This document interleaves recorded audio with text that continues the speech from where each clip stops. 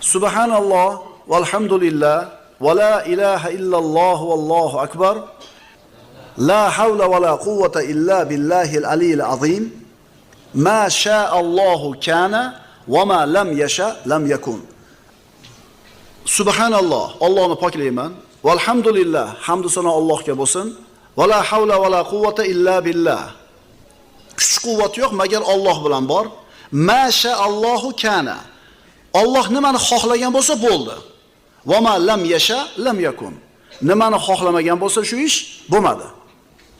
7-kalima. Iymon mujmal. Amantu billahi kama huwa bi asma'ihi va sifatihi va qabiltu jami'a ahkamihi. Allohga uning ismlari va sifatlari qanday bo'lsa, shunday iymon keltirdim hamda uning barcha hukmlarini qabul qildim. Allohga